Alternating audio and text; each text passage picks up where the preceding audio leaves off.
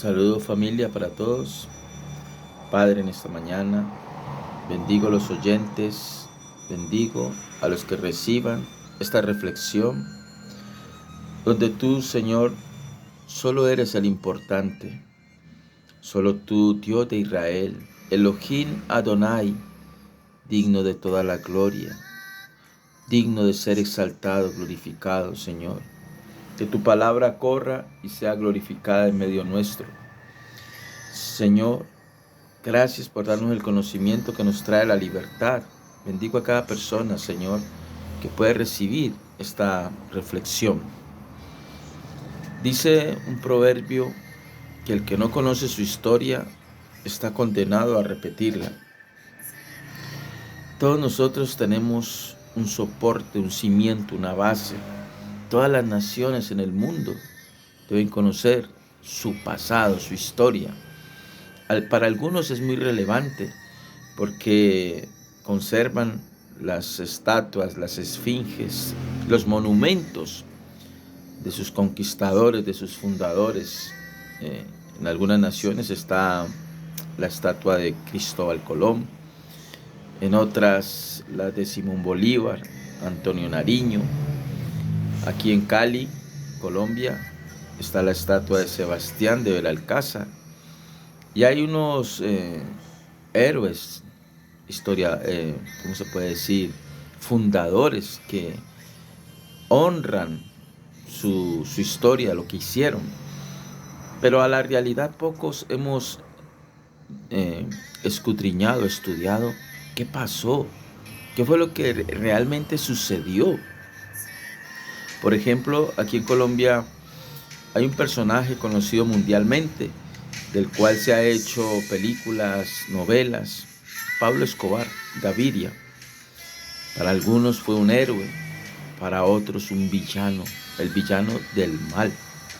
No se sabe qué pueda pasar en 100 años, 200 años, aunque no creo que todos esos años los vayamos esta tierra los vaya a resistir.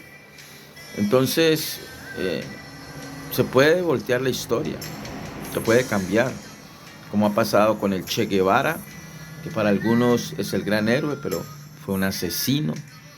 Y todo lo que ha venido sucediendo con los personajes de la historia de la humanidad. Mao Zedong, Carlos Marx, muchos hombres, Martín Lutero, en el año 1500, en la Reforma. Hay muchas historias que tenemos que escudriñar, revisar, estudiar, con varios contextos para no ser engañados. Ya podemos decir que algo narrado por tres, cuatro vertientes diferentes nos puede dar una enseñanza con algo de veracidad, pero no podemos a la primera de cambio, bajo una información, sacar una enseñanza sin fundamento. Este servidor siempre se data de diferentes fuentes, diferentes versiones, traducciones de la palabra de Dios, antes de venir a compartir un mensaje. Entonces, he sentido de parte de Dios para este tiempo desempolvar un poco lo que aconteció después de la partida de Yeshua, después de su ascensión, después de que estuvo con sus discípulos y les habló claramente de todas las cosas que iban a suceder. Es necesario venir siempre a la palabra de Dios como la fuente inagotable de conocimiento. Jesús lo dijo: conoceréis la verdad y la verdad os hará libres. Hay tantas cosas escritas en la palabra de Dios que aún no han sucedido. Entonces vamos a estar estudiando qué fue lo que aconteció en el año 70 después de Cristo y por qué es tan importante conocer esta historia, tanto para los judíos como para los cristianos. ¿Qué sucedió en esa época?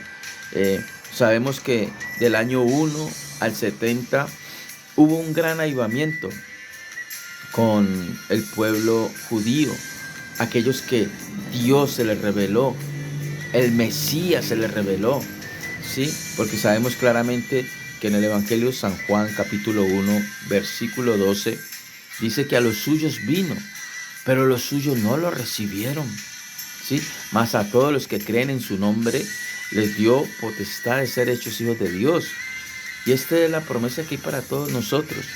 Pero en ese entonces, en la predicación de Pedro, muchos judíos aceptaron a Yeshua como el Mesías. Y hubo un gran avivamiento poderoso los primeros años, que aún, dice la Escritura, ellos vendían sus propiedades, vendían lo que tenían y lo compartían con las demás personas. Había un avivamiento, sanidades, prodigios, milagros, cosas maravillosas. Y es lo que Dios quiere restaurar en su iglesia hoy en día, sacar el egoísmo, la vanagloria, la prepotencia. Ya, digamos, en cada denominación son como fortalezas, son como personas que tienen sus propios imperios, pero se nos ha olvidado muchas cosas que, que deben nacer de corazón. ¿Sí? Que cada uno de nosotros debe mostrar la imagen de Jesús de Nazaret en sus actos, en sus hechos, sin esperar tener un historial, una acumulación de puntos, una medida. Todo lo que hagamos, sea de hecho, de obra, debe ser siempre para la gloria de nuestro Señor. Entonces yo los invito a que no se pierdan cada capítulo, no sé cuántos pueda dar, acerca de lo que aconteció después del año 1, después de que el Señor partió y le dijo a sus discípulos, bueno, quédense acá en el aposento alto y esperen la venida del Espíritu Santo, un acto profético que transformó la vida del ser humano, que ya el Señor antes de Cristo, Él descendía, digamos, en el templo y habían unos rituales y unos procesos que empoderaban al ser humano.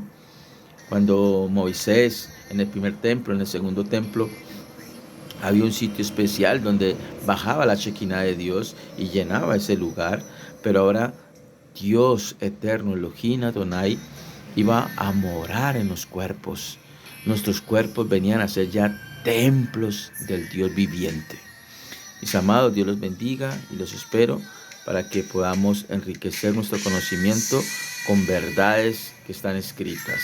Saludos, su servidor, Mauri Cuellar.